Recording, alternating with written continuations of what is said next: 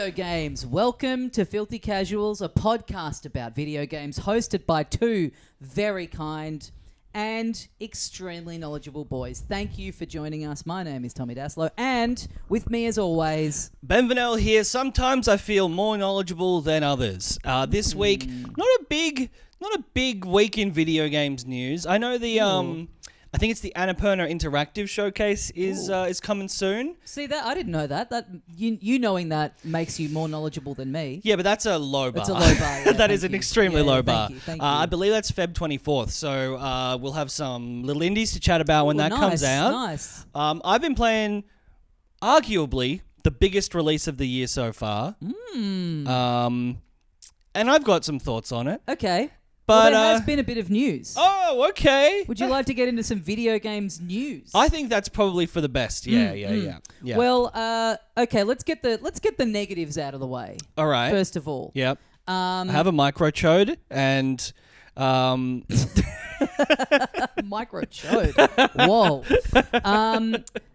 There's a couple of unfortunate layoff sort of situations, as we always love to talk about. Although one of them, I have to say, you don't like hearing about people, losing their jobs, obviously. But here's a headline that caught my eye: Funko Fusion is deemed a complete commercial and critical failure. I mean, and look, not to rejoice in the downfall of people who are just trying their best, but anything that contributes to the eventual downfall of the mass landfill that will one day be the entire Funko organization. Yes.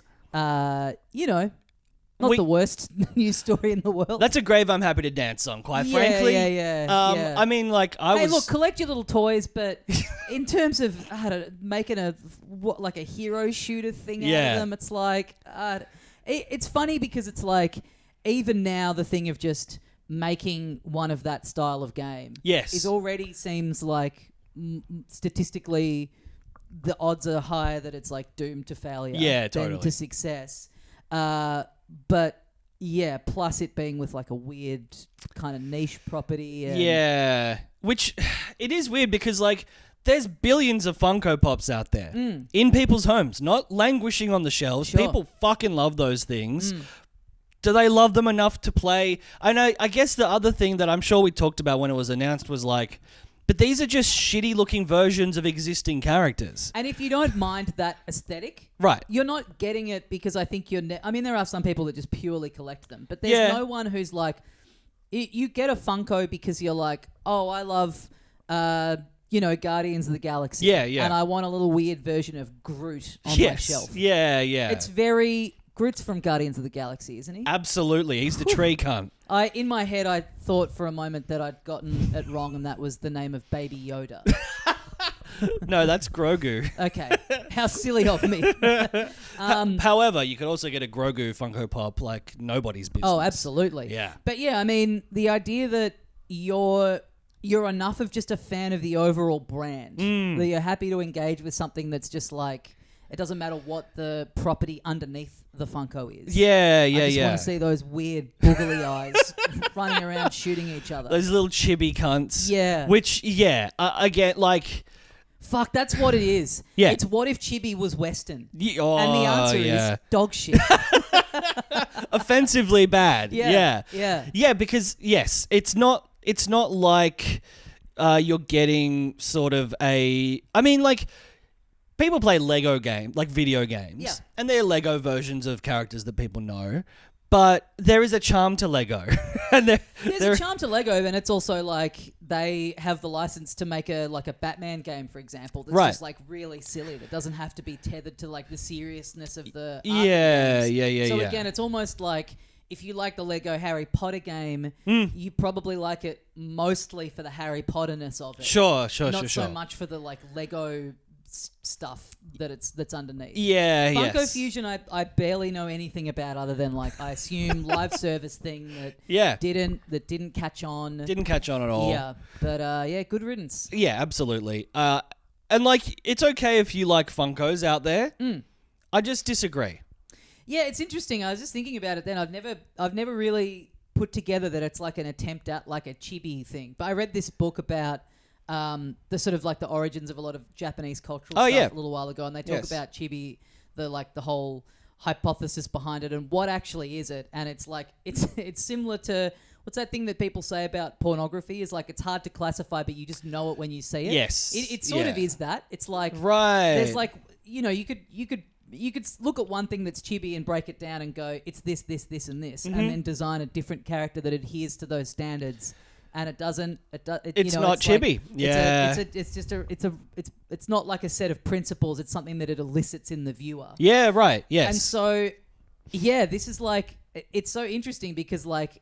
Yeah, to me, Funko is that. It adheres to the principles, but it ain't chibi. They don't look cute. No. They look kind of scary. They look kind of cheap and Yeah. tacky. Yeah. Which, like, chibi can also look cheap and tacky, but that doesn't make one thing that's got a big head chibi. Yeah. Yeah. Well, fuck Funko Fusion and rot in hell. But on the other end of the scale, you've got Marvel Rivals. Huge success.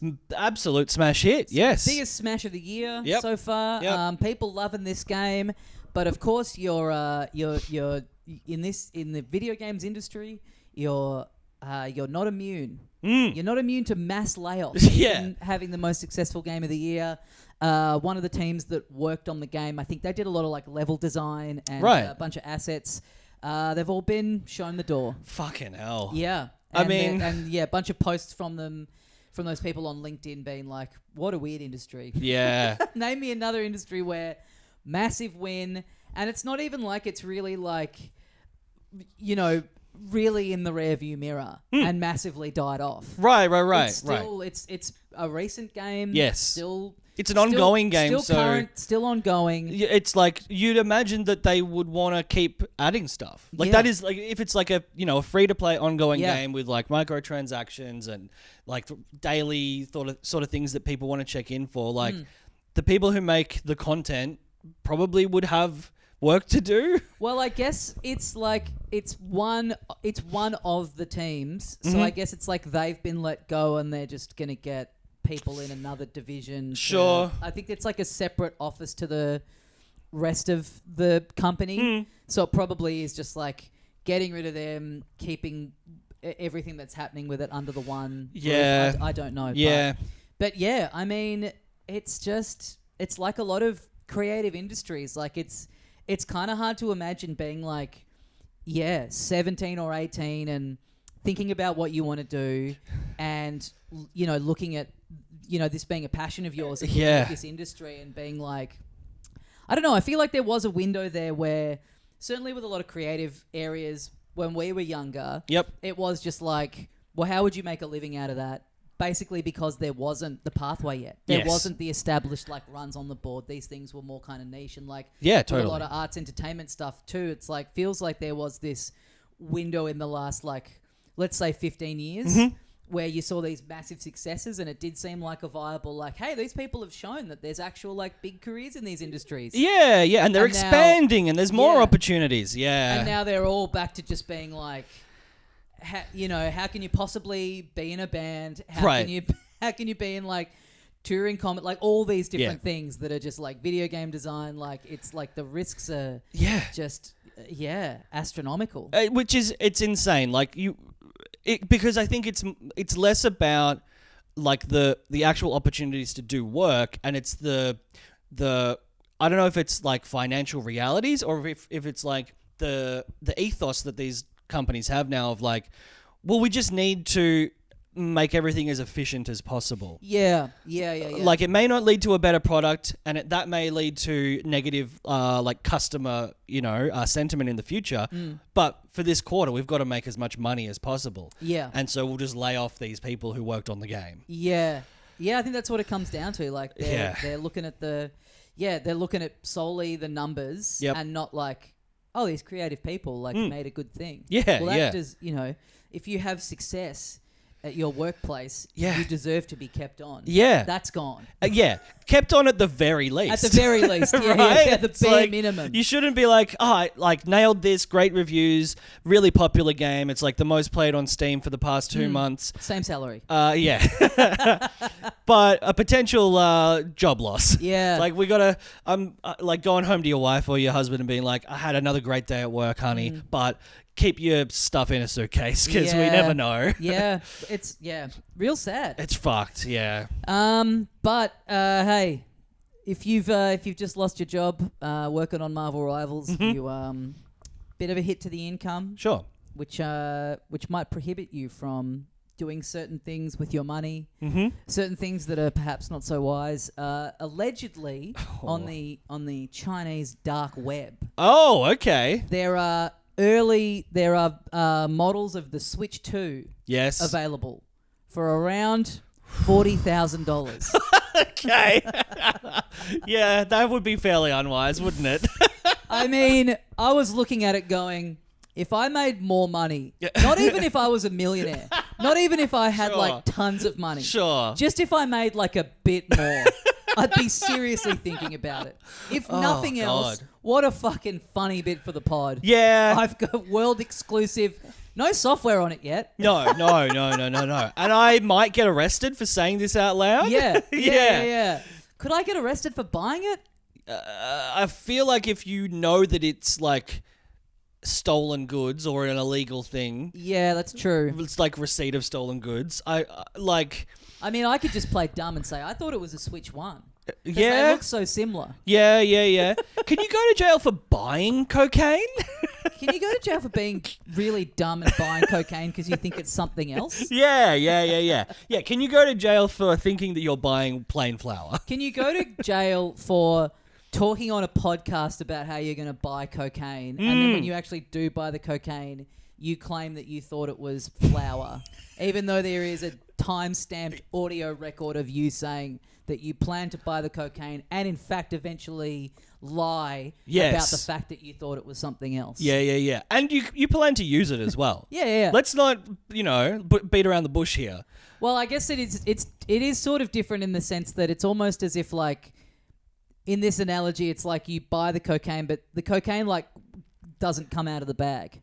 So like you can't use it. Yeah. Because I'm buying this Switch 2 for $40,000. Yes. And I mean, I doubt it's preloaded up with any software. Yeah, sure. Nor are there any get the parts OS out there yet. Potentially you get the OS. Yeah. So that's kind of like you're looking at the bag. I can see there's powder in there. Yeah, I mean, maybe I can get on like an eShop that doesn't have anything on it yet. Maybe there's a Chinese dark web eShop. Yeah. With knockoff games of, Nintendo titles. I do wonder if you did get it, like how much of that stuff is on there ready to go. Yeah. Like the server for it would have to, if it's like a demo, like an internal unit or whatever. Sure. Some of that stuff would have to be active in some capacity on Yeah. some hidden server or whatever. Yeah. That maybe you could get access to. Yeah, like if it's a dev kit or something like that, Yeah. it's like, well, the developers need to know like what the menu screen looks like and potentially like, what assets they're gonna need to provide for the eShop. Yeah. It could I all mean, be I there. love this. I get the Switch 2 and just all I'm able to do is just play my old Switch 1 games on it. Yeah. I mean, that's kind of like the experience of, having a Wii U and then getting a Switch. Yeah. It's like, well, I'm just going to replay. That's the experience of having a PS5, honestly. Like, Yes. 5 years after launch. That is very it's true. just mostly playing PS4 games on it. Yeah. You can fire up GTA 5. Yeah, I basically have a dev kit PS5 sitting at home. Yeah. So yeah, I thought that was interesting. Yeah. I wonder how much truth there is to that. And if that is the case, I mean, it's pretty easy to make up any story if you just include the detail on the Chinese dark web. It's like, all right, I'll take your word for it. Sure, okay. I think in fact, I'm sure that I bought like fake clothes recently. Like I got served a Carhartt ad, and it was like end of season, I guess. End of summer sale. Yep. Big discounts, and so I clicked through, and I was like, "Oh wow, this is great!" And it was like the sale's ending in 15 minutes, which Okay. Really here fucking... we go. Rube alert. Absolutely, right? I'm walking in. I'm like, I can knock down all their milk bottles with this bowl. They ain't glued down. Yep.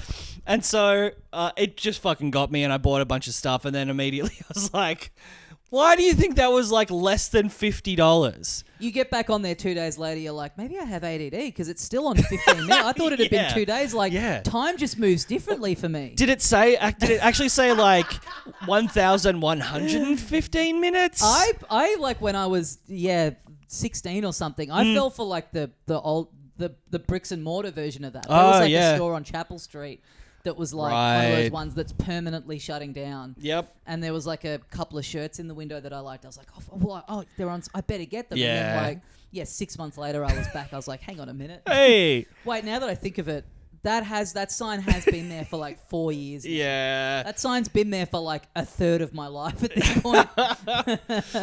But then I was like, no, I'd cancel this. Cancel this. I don't want this. You're a scam website, basically. Oh, right. So you didn't end up getting it? Well, yes, I have.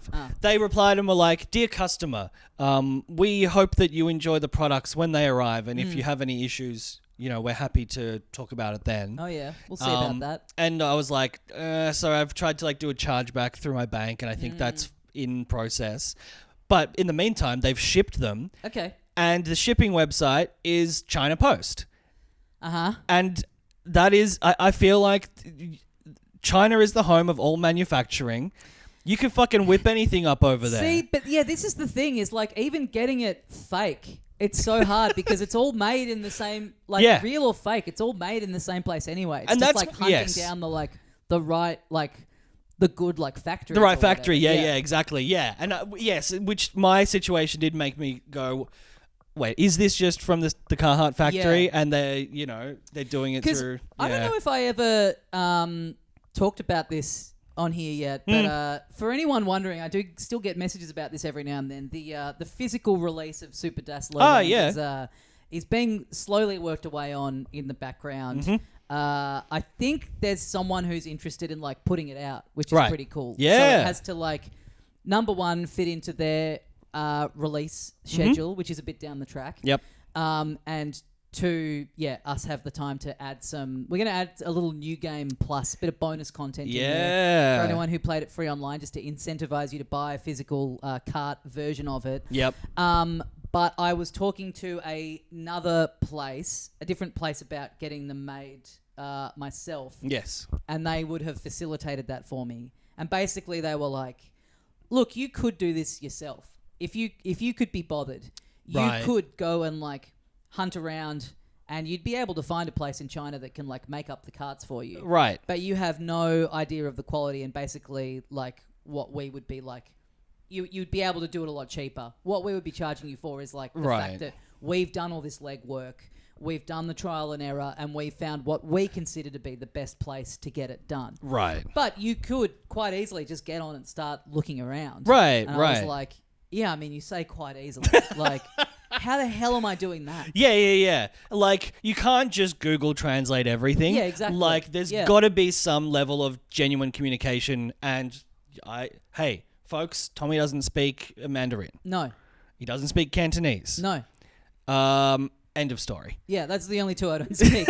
Yeah. But yeah, it really did make me realize, everything is coming from the same. It's not like there's one bootleg world, right? And then there's one, which is that is what's so weird about going somewhere like Vietnam, for example, where you go through these markets where there's heaps of knockoff shit, but it's weird that there'd be knockoff shit when I just am in the place where they make the legitimate stuff anyway. Absolutely. I think Muji makes all of their clothes in Vietnam. I think Uniqlo might as well. There's but it's so weird, but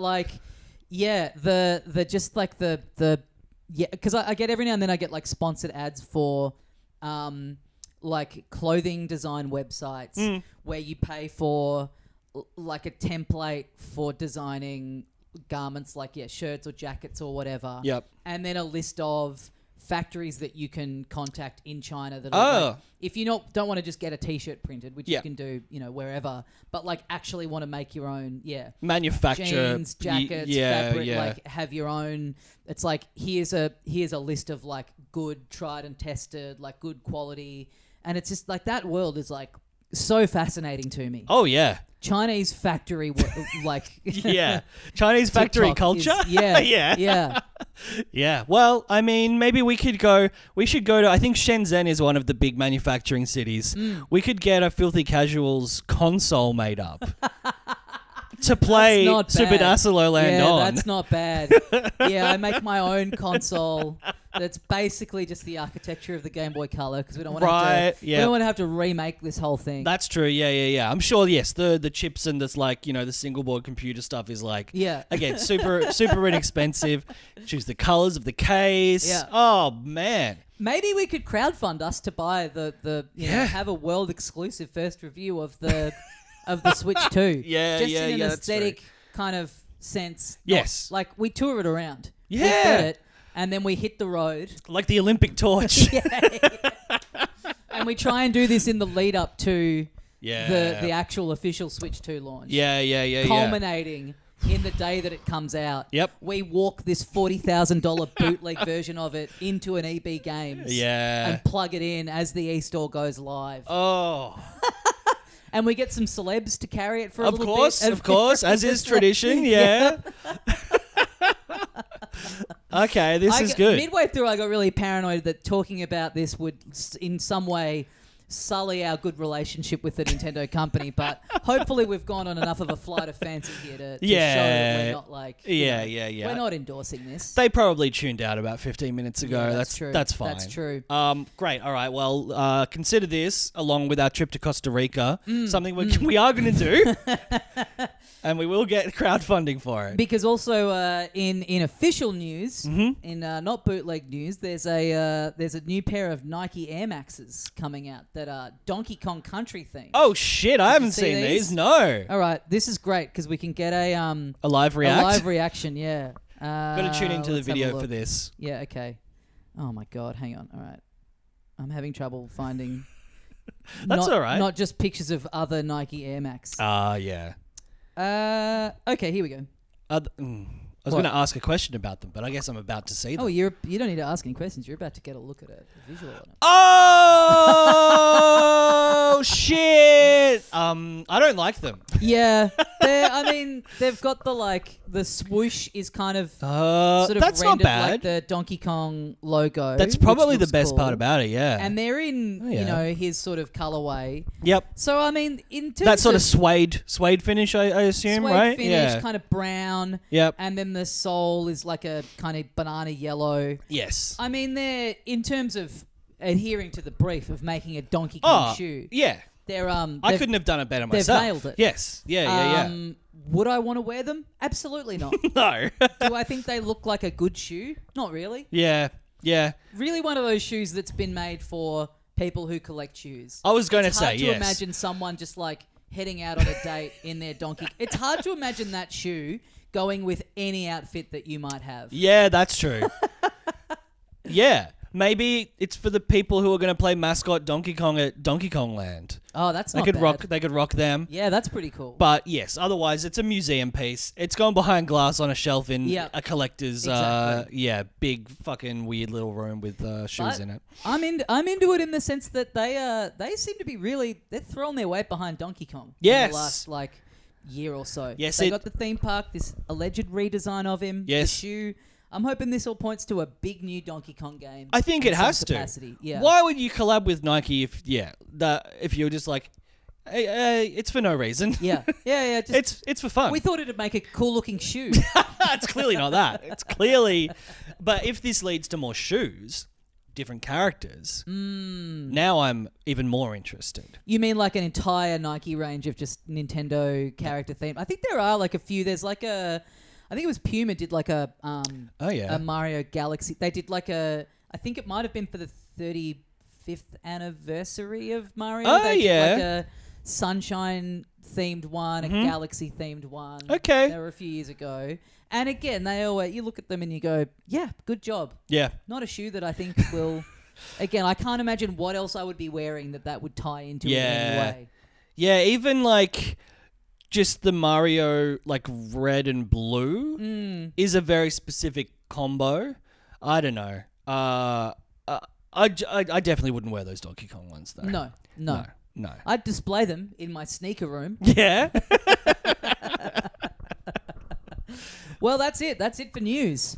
That's the news roundup for the week. And we haven't played any games, so that's it for the podcast this week. That was a good... those 4 stories, they kind of seamlessly all led into one another. Yeah, that was very nice. That was as if we had fucking a network news producer in our earpieces. We're like, all right, now this is the next story. Yeah, but do you think... I mean, imagine the network news, the nightly news, if they were like... They were bound by having to find some segue between each story. I think they should be. I think it would... I would tune in. Yeah, I would definitely tune... I mean, I don't feel the need to get my news from tuning in at 6 p.m. anymore. I don't think anyone really does. But if it was like, no matter what has happened, they have to find a way, like a comedy set. Yep. So like, you got to open with this, because then that leads into that, and then this story calls back to it later on. Yeah. I would tune in to see, like, if I'd seen some of the day's headlines going around already, and it was like, boy, I can't wait to see how they tie these together. Yeah. I mean, they do segues, don't they? Like, speaking of furry, I don't know why they would have been speaking of something furry. Yeah. 17 puppies had a little Every puppy now and then race. They might. It's really only when it's the lead into a human interest story. Yeah.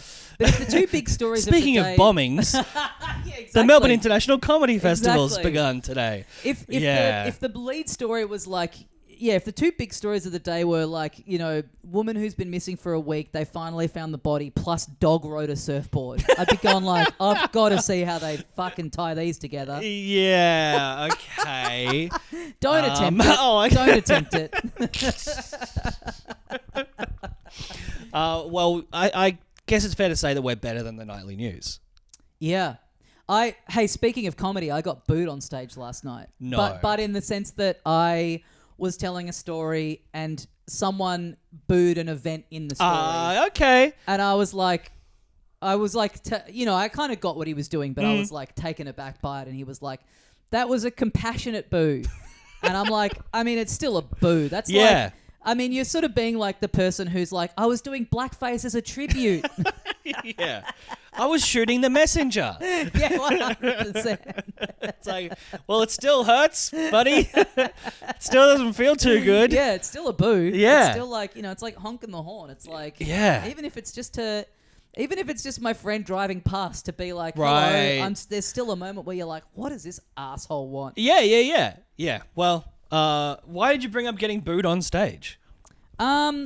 Because I was really proud of the ad-lib, but I wanted it to live on with some degree of permanence. Yeah, no, that's fair. Didn't have my phone set up, otherwise it could have made a great fucking TikTok. Yeah, okay. All right, well, now it's been committed to the record.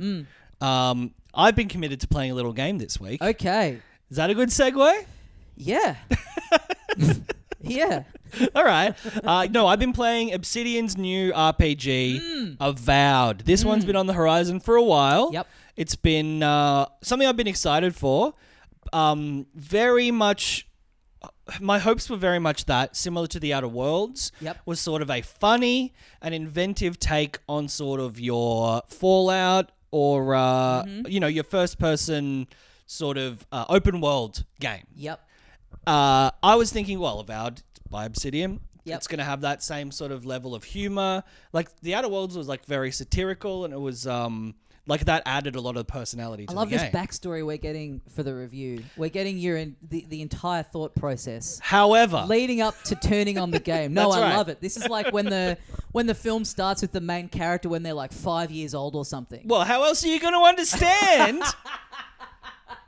No, I'm into it. I'm saying we should do this for every review from now on. Absolutely.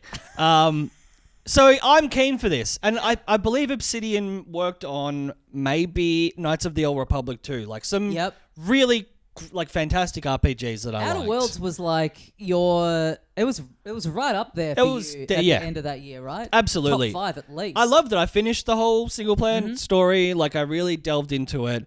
And I think, I don't know if you got this from like the trailers we've seen for Avowed, but like, it didn't necessarily have like a funny vibe. It just kind of looked like Skyrim with like brighter colors. Yeah. It's maybe fair to say. Yeah. This definitely, in what we've seen of it, not having vibed with the Obsidian stuff in the same way that you have. Yep. The trailer didn't grab me in that sense of being a fan of their stuff, nor did it really grab me in a way that, you would hope, hey, I'm an outsider on this. Right. But this looks cool, I'm in. Yeah. It kind of just seemed to me like, I guess you'd be excited for this if you've liked their other stuff, but there didn't seem to be anything in there that to me was exactly what you say. Anything that made it look like, oh, whoa, this looks really cool and interesting. I was just like, there's another first-person fantasy kind of running around thing. Yeah, and... Which isn't the sort of stuff I tend to gravitate towards. No, exactly. Like, even the, like, sort of more generally praised stuff, it's like, that's not the Dassolo style. It's not my bag, baby. It's no Swedish-made penis enlarger pump. That's for damn sure. What's this book that says traditional first-person fantasy RPGs are my bag, baby? I quoted something from Austin Powers to Cam James the other day, and he was like, man, some of those jokes, what is it? It was like, God, they're underrated or taken for granted. I'm like, not a day goes past in my life where I take any of the jokes in Austin Powers for granted. Absolutely. That's what he says. He's like, look, we take them for granted. I'm like, do we? Yeah. I thank God every morning to be alive at the same time as the Austin Powers franchise. Yeah. To have had the experience of wagging school with my dad to go and see Goldmember at yes. the first possible session we could. Yes. Anyway, this is all to say that Avowed, out now. Yes. And not something that you would be going in on. And I would have to say that and I've seen this is pretty much the broad sentiment. Consensus, yeah. Yep. It is not doing anything new. It is in some ways kind of disappointing in that the writing isn't fantastic. The things that Obsidian are sort of known for, which is, fleshing out characters and creating a compelling story. And also, making use of like traditional sort of mechanics within that to make the experience just a fun thing to do. It's a very friction-free experience. The Outer Worlds, you kind of know how to play the game physically. It's, Even just like on a design level, Outer Worlds had a like... a kind of, that thing that I'm talking about of not necessarily being a big previous fan of their other work. Yeah. Just the whole vibe and aesthetic of it. It had a point of view. Of it. It had like something about it where you're like, oh, what's this? Like it had like an interesting world and sort of something to it. Whereas, this is just kind of, fantasy kind of stuff without any sort of extra layer to it. No, and I kind of hoped that there just would be once I played it. It's like, oh, well, there'll be something, right? There'll be something to it. It won't just be like Skyrim, but made 15 years after Skyrim. Sure. Like with all the bells and whistles that you would expect. What if Skyrim's still on TV? Dragon get iPad. And like, I think that's a completely fair reading of the game. Like, and I think a lot of people are very, reasonable in being like, look, this was a bit of a letdown because it's not doing anything new, right? But I do think similar to the way Outer Worlds was a more fun and a more accessible and a slightly more interesting looking and a very fluid experience compared to the games that had come before it that were sort of held up as, kind of classics. Outer Worlds comes out. It's super easy to play. It's super fun. The world is interesting. The colors are, bright and exciting. And I think Avowed is that. It doesn't have that satirical point of view. Like, it's not commenting on the idea of fantasy games. Sure. Which absolutely was the hook and the strength of Outer Worlds. But it's a really fucking good first-person fantasy action game. Yeah. Like, I think, it's it has more of an interesting color palette than most of the other sort of comparable games. Some of the things that do differentiate it are kind of a mishmash of existing things. So like you play as like this character who is called a godlike, which is very much like Skyrim. You're a dragonborn. You're just sort of like special. You're kind of touched by, you know, the magic in the world. And the sort of narrative of this game is like, well, you're assistant to a king or something, and you've gone to this new land that's kind of dangerous and full of weird beasties and shit, and you've got to like sort of tame the lands and find out why everything's so fucked up. We think it's because of some mystical, you know, infection, and some of the time you like pass out, and then a being of pure light living in a crystal talks to you. This is all pretty fucking familiar stuff if you've like ever played a game like this. Game. Yeah, basically. Yeah. But then like, I don't know, the dialogue's pretty fun. Yep.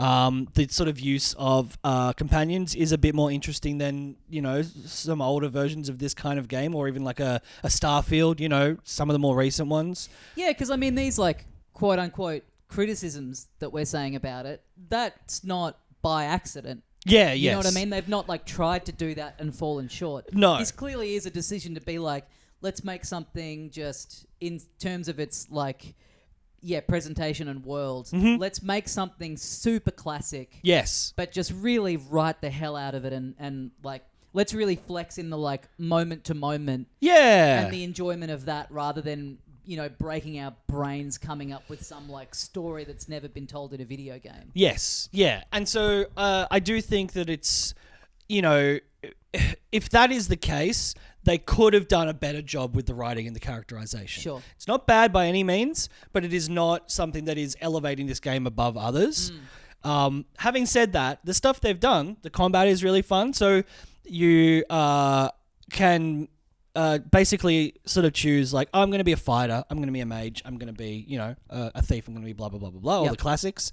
But then you pick up like a book of spells very early on, regardless of what you choose to be, and a wand, and you have the sort of two loadouts that you can just change by pressing Alt on a PC. And you can have like a sword and a shield, and that can be your main thing. But you can swap to your little spell book and you just have like 4 spells. And they're sick. It's like, okay, well, I'm going to bash these guys around with a sword as long as I can. Just really bash them around. Yeah, just flog them. And then, you know, you can jump back a little bit. You can swap over to your spells. And then you can do a fucking fire spell that sets all the bad guys on fire. Tight. You can do a freeze spell where maybe it's like a bigger enemy and you want to freeze them in place for like a couple of seconds. And then you can swap back to your sword, run up and bash them a bit. So that is cool. And it's really elegantly like integrated within the gameplay. Which means it's just like a lot of the sort of fun of, say, a Skyrim. I hate to just use that as the example, but it's, you know, it's a classic. The fun of that can be, well, I'll play through as a warrior. And then when I get to the end of the story or I get bored, I'll start a new game as a wizard. Yep. That is all sort of integrated within the one experience. Okay. Which is very fun. That idea, and you can have a sword and a shield, and then your alternate can be a bow and arrow, and that's also fun. But having that flexibility is, I guess, a point of difference, and I'm enjoying that. But yeah, if something like this was built into, for example, Hogwarts Legacy, oh sure, I don't think Lauren would ever leave the TV. If you could do like a Grand Theft Auto style swap between people in any of the 4 houses. Given time. Yeah. And so that is cool. Also, like, rather than like having to go to a special place and like use a special item or pay like, you know, 1,000 gold or whatever to respec and change that character class entirely, you just go into the menu and it's like 100 gold coins. Yeah, okay. And so I think it really is built around the adaptability and the flexibility of that sort of character. I guess it's funny in some games how the decision between... Because I've been thinking about this in relation to something that I've been playing this week. The decision between, do we find a good in-world like justification for you doing this? Or is it just you just pause and go into the fucking menu? Yeah, Do we make it a button, or are you pausing? Or I don't think in terms of reclassing, it's hard to imagine a better version of that than Like a Dragon. Yes. Going to the going to Centrelink. Yes. Going to the job center. Yeah. And being like, yeah, you know what? I've always fancied myself as a bit of a go-go dancer.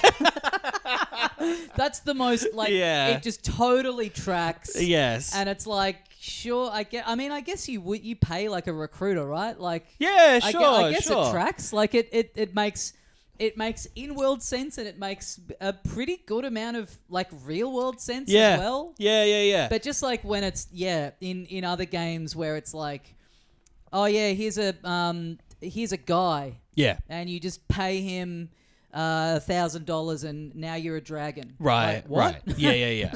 Why? Yeah. Or like if it's like I think Elden Ring, you need to have a certain item that you exchange with like a magical witch character. Yeah. And it's like, but why does that make sense? And obviously in a magic realm, you get a lot of license to just be like whatever. Yeah. But I've never seen it done in such a a smooth like. I want to be a scuba diver. Well, chuck us a little bit of cash, and we'll put you through a course, and then off you go. Yeah. Just going into Centrelink and being like, can I be a butler this week? I've gotten as good as I can possibly get at being a construction worker. Yeah, I have mastered construction. Yep. Now I'm a mechanic, thanks. Yeah, and I'm going to be a shit one at the start. I'm going to kill a lot of people. In this job, as in my last, probably not as many at the beginning. Yeah. Obviously, that's true. Obviously, I got to do my apprenticeship. I got to climb the ranks. But once I'm hitting that high level, I'm gonna be I'm caving in so many skulls with a spanner. Yeah. I'm killing so many people that all sort of look the same. Yeah. I'm killing so many bald thugs on the street outside the sex shop. Yeah, menacing guys. or guys in sleeping bags. Yeah. They're all the same to me. This is a good writing topic. Let us know your favorite examples in games of specifically like job switching, reclassing, and how it's done well in games. Yeah. Not just it's go gonna to be the menu and it's tough to top Like a Dragon. It's tough to beat Like a Dragon. But I do think if it's not going to be that, it's not going to be fun or like genuinely interesting. Make it the most pain-free possible way. Yeah. Just make it. Yeah. Just go into the menu and change whenever you feel like. And let me do it whenever I want. Yeah. And like that kind of thing of like, because like Kingdom Come Deliverance 2 is the polar opposite. Everything's like manual. Everything's got too much in-world justification. Yes. Whereas this, it is so much more fun to play. Everything, it's friction free. You can change class whenever you want. When you're like fighting a guy and you're getting low on health, but you haven't got a health potion in your like little quick menu, you can just go to your inventory and use a potion. Yeah. It doesn't have to be like, no, you're in combat, so you're not allowed to do that. Yeah. Oh, it takes too long to drink the medicine. Yeah. All that kind of stuff. Yeah. So I feel like they have been, if not fully leaning into sort of that more interesting storytelling style, they have made this the most fun game that they possibly can. Cool. Of this kind, it's like I said, it's the most polished. There's no unnecessary complications. You can change the way you approach it basically at any point. And I'm only a few hours in, so this narrative could pick up. It could expand. I have heard some of the criticisms are that the start is kind of the best because you're coming to get to experience all of these really fun systems pretty much straight away. And then it gets a bit repetitive and it's a bit more like, now you just go over here and do more of the same. Sure. But I love how the world looks. The characters are fun and also interesting looking. Like I'm a guy with a bunch of like mushroom coral growing out of my head. I'm like a Last of Us guy, basically. Yeah, right. And what about in the game? Oh, boy. It's been a while since one of them. It's been a while. The goal is to just not do any actual reviewing or news on the show and speak exclusively in memes for an hour and then go our separate ways. That's right. Yeah, cool. So yeah, I review in progress, but I think it is a fun game if you're looking for that kind of game. If you're looking for something more it might not quite live up to expectations. Yeah, I mean, it seems like that's the general consensus that I've heard is that, nothing special, but not bad. Yeah. It's getting mostly like pretty decent reviews. Yeah. I think it's just, again, a bit of an example of a company with a good pedigree. They're always going to, it's a bit of a battle to live up to your own standards. Yes. And the truth of the matter is they could have released a game that is a groundbreaking story that has a world and characters and writing that's never been seen before, and it sells more than any video game ever has sold. And probably still next week, 2/3 of the staff are going to get laid off. Exactly. So really, what's the point? Why try? Why bother? Yeah. What's the fucking issue? Yeah. No, I think that's completely reasonable, and You think it's reasonable? I think that's completely reasonable.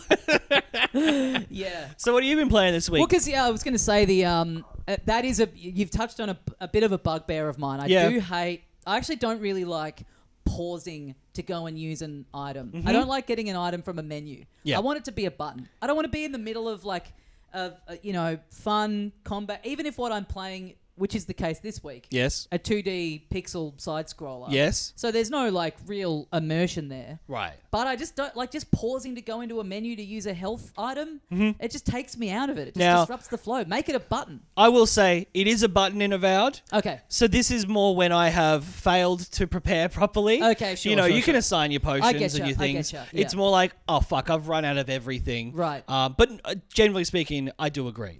And this game too, there are buttons on that controller that are literally not being used. Okay. That you could have assigned a A function, item to. yes. Anyway, I've been playing a game called Guns of Fury. Ah, yeah, And yes. This is a new game. It's a 2D pixel art side-scrolling. Basically, what if Metal Slug was a Metroidvania? Yeah, yes, yeah, So I played through some of the... Well, no, I played one of the Metal Slug games... I don't know, semi-recently, maybe a year ago. I'd never really properly played one of them. And right. Kind of in prep for Tactics coming out, right? Yeah, which I then still haven't really properly played. But really enjoyed the one that I played, but very arcadey, quite short. Yep. Meant for sort of, I guess, going for high scores. Yeah. Fun, but pretty repetitive by the end. Basically just running and gunning. Yep. And so this is the design of it is it's so similar. Your character looks the same. Yeah, the enemies look the same. The whole look of it is so similar. When you shoot these guys and they go down, they do a kind of all of that stuff is it's clearly just what if they made a new Metal Slug game now that was a 2D side scroller that had a bit more going on to it. So there's a bit more of level design. There's a bit more intricacy to it. It's not just running a lot around and taking on these waves of enemies. Right. You do basically an introductory level. It's got a fucking stupid plot about a warlord guy who's developing a secret bioweapon or that kind of thing. You do a secret MacGuffin. That kind of stuff. You're you do an introductory level. At the end of that, you sort of get beaten and you get locked up in this prison camp, and then the game sort of properly begins. Again, very similar Metroid style. You've lost basically all your abilities. Right. You break out of a prison cell. You're getting your gun back. You're getting your shotgun back. You're getting a little slide tackle move so you can get under sort of smaller little cavern areas, all these kinds of things. And you're just basically running around, filling out a map. It's not it's not super Metroidvania-y in that sense of the Hollow Knight style massive map that's always but it's doing a bit of a more compacted version of that where it's super fun running around shooting these guys. One of them will be standing next to a van that you can blow up. You can lob grenades at people. There's little mechs that you can find and get into and roam around doing all your extra sort of powerful attacks. It's really fun. Yeah, it's nice. Really cool. It's I think it was $12 or something like that. Yeah. You're playing on I'm playing on Switch. On Switch, Yeah. right. I think it's on everything. It is, yeah. I definitely, yeah, it's on Steam as well, which I guess, yeah, Steam Deck would be a great platform for it as well, given, yeah, the sort of style of it and like visually as well as the style of gameplay. But yeah, I think I might pick it up on Steam because, yeah, it looks really fun. It's cool. Yeah, it's pretty simple. I don't think it's particularly long. But yeah, I mean, it's funny. Like it's so on the nose with its influence, right? Which is, I don't know. It's I don't really mind it. Yeah, it's interesting because you look at it and you go, "Did you want to maybe like do 10% more right? To make A bit of individuality, have a little bit of its own thing to it, but also I don't know. Like if you've got, I mean, I love the visual style of Metal Slug. Yes. So if you're taking something from something that's so aesthetically interesting, I mean, yeah, just copy it. Yeah. Like better to do that, I guess, than have your own sort of shitty looking version of it. That's it. And if your expertise as a dev, and I assume this is like, you know, not a massive team or anything, it's like, well, if you want to focus on sort of the fun mechanics, the interesting sort of level progression and exploration, and you like Metal Slug, yeah, then and it's you don't have the budget for an entire aesthetic of your own, like a, you know, an artist, a designer, a, you know, well, and that if you kind of wanted thing to sort of replicate not just the like mechanics, but the visual style as well. It's like, well, that's like, you know, Rambo influence. It's like there's really only so much you can do. Yes, that is true. It kind of does have to have all the motifs of like, yeah, these like sergeants and tanks and you know, big vans and stuff like that. So you're pretty limited in what you can, in how much you can really go outside of those lines. Yes. But they've done it really well. And also that is the thing with video games where like, you know, with my game, I wanted it to be referencing all this stuff. Like quite deliberately, I wanted it to be evoking that stuff. And so they're a small team. They're making an indie. They realize there's obviously a lot of capital in appearing on Steam or wherever. Yep. And very immediately being like, oh, this looks like Metal Slug. Yeah, totally. You know, I don't think it's like a thing where they're ripping it off or anything. Like no. They're just doing their own. And, you know, it's they made that tactics game, but there's also...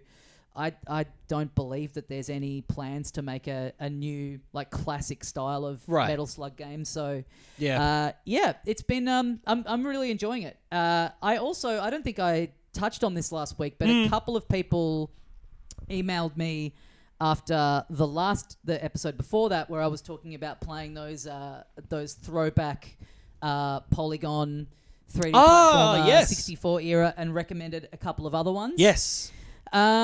One of which, Super Lucky's Tale. Yep. Which, hey, speaking of visual flair. Oh yes. This is a game that it's not like a low polygon 64 era 3D platformer. It's more modern, but it is, you know, that style of game. Right. I'd been resistant to this for a long time just because it's so. Like the character design and everything of it is like so uninteresting to me. But enough people were like, it's a good 3D platformer. Right. And they're right. It is. Okay. I just wish the design of it was a little more going on. Yeah. It's a bit, I don't know. It's a little not, it's not incompetent. It's not bad. It's just sort of not to my just not interesting specific taste. Sure. DreamWorksy. Okay. Meow. But it's good. It's like plays okay. Yeah, it's way less of the like style of you know, Banjo-Kazooie like big world that you're in where you're having to collect like, you know, 8 different types of thing in the level. It's a bit more, I guess, Mario 3D World, like broken up little kind of levels that you're running your way through. But it's fun. Yeah, it's good. I got it on Switch, which I thought would be a good place for it, and it doesn't run great. Oh, okay. Okay. But yeah, it's on. I think it's on Game Pass. It's on Steam. It's on everything. Right. It's been around for quite a while. Hey, maybe it'll run better on the Chinese dark web. Paying $40,000 just to play Super Lucky's Tale a bit better. Yeah. Oh, the frame rate's it's hitting 60. Yep, okay. Yep. But no, it runs fine. It runs at 30, but I feel like with a 3D platformer, like those are ones where it's like it's really nice when they're at 60. Yeah, like absolutely. That style of game especially. Yeah. So yeah, I've been enjoying that enough to kind of push through it. And then another one that a couple of people recommended that again I had been resistant to, almost in a way where it's almost like too. It's almost got too much of its own aesthetic thing going on. Okay. A game called Corn Kids 64. All right. Where you play as like a little goat man. Yes. Who gets sucked into his own dreams, and it's very like it's real PlayStation 64 era, like lots of kind of like dark purples and blacks. Oh, and okay. Not very bright and colorful. That more sort of like sinister kind of color palette, which in screenshots, I mean, it looks awful. Like, it really looks quite garish and unpleasant. Yeah. But the vibe of it is, like, it's kind of cool. It's kind of weird character design, sort of weird setup, kind of funny-ish writing. Yeah. Where you've got this, like, pretty broad suite of moves where I haven't... Kind of a moveset that I haven't really seen in games like this before, where... You've got like an attack, and then you've got like a headbutt that you can do when you're jumping. Yeah. Which is sort of your main way of attacking and doing kind of everything. So like a switch on the wall, you have to like headbutt it. Right. You can like jump, headbutt the wall, then you'll bounce off the wall, and then you can do a double jump off the top of that. Oh, okay. So you're sort of doing this like mid-air attack that you're using for like most of your like traversal abilities and stuff. Right, okay. So there's a quite long tutorial area where it's like showing you all the different moves and... how you can access different parts of the terrain, and it's got a little bit of that. I feel like this is kind of it, and it is just it's that really low polygon sort of style. It's got that very like disruptive sort of camera. Oh, sure. Kinds of games. So you're doing a lot of like shimming up a pipe and then having to jump from one to the other, and you've really got to be pretty precise with it. Right. But it's cool. Yeah, it's doing a little more than some of the other ones I played. Yeah.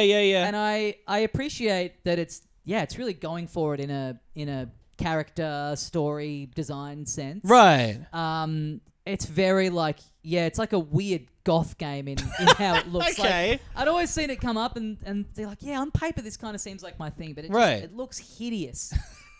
The screenshots of it are like really off-putting. I gotta look this up. In practice, it's like it's a pretty fun. Yeah, it's a fun, and it is the kind of thing that it feels like the sort of game that you would have found around that era, right? And been drawn to because you're a kid and you're like, oh, this kind of looks a bit fucked up and weird. Great. It's kind of like a cartoony version of like that game Shadow Man, like really intense, weird, off-putting. But thank you for people who recommended those two 3D platformers. They're both they're both good. They're both hell fun. Happy to be filling the void of 3D platformer before hopefully a new Mario game this year makes everything else look obsolete and shit in comparison. I'm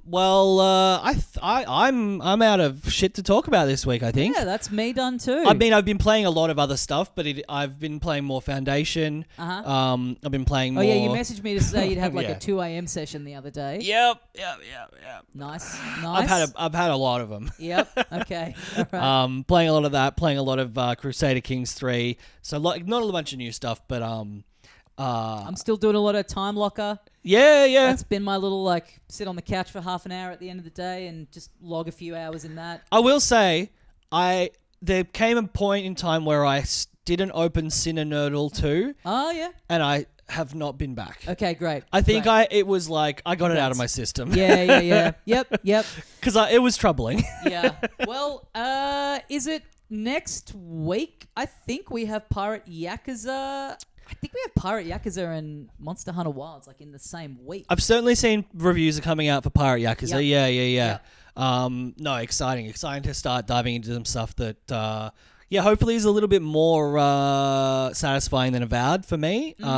We've definitely been keen for both of those games for fucking years now. It feels I was saying, just reading this off air, there was I think a whole bunch of Monster Hunter Wild stuff went up, the last like preview stuff before the reviews come out. Right. And there was a headline that was Monster Hunter Wilds is the most inviting to newcomers while still pleasing the hardcore fans, creators say.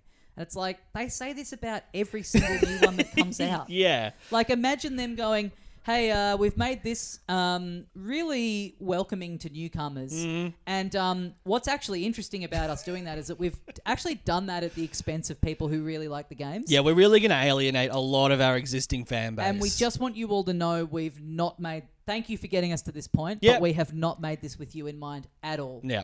Give this one a miss. Fuck off. Go play one of the old ones. Yeah. Yes, that's exciting. The Steam. Absolutely. Well, that's going to do us. Thank you for listening. Thank you very much. Check out our Tuesday show at the moment if you're not already getting around that. We're recapping The White Lotus and Severance and talking a bunch of new release movies and stuff with Jen Fricker. Yes. It's called Video Drone. It's in this same feed every Tuesday. That's right. And get tickets to see me at the Melbourne International Comedy Festival if you've not done so. March 26th until April 6th. Tickets are at tommydasilo.com. It's at the Cooper's Inn, one of the Cooper's Inn. the best venues in the city. Yeah, lots of great shows on there. Actually, friend of the show, Greg Larson, is on. Yes. In the same venue as me, same 2 weeks as me, like a couple of hours after. So you can see me get a little bosh in between and then go up and see Geggy. Bosh down a Palmer and see Geggy, which is the name of his show, and it's very, very funny. Yeah. Thank you for listening. We'll see you next time. And as we say here at the end of every episode of Filthy Casuals, kickstarter.com/Chinese dark web switch. Get on there and donate so that we can raise $40,000 to buy this bootleg console. Ni hao. Just kidding.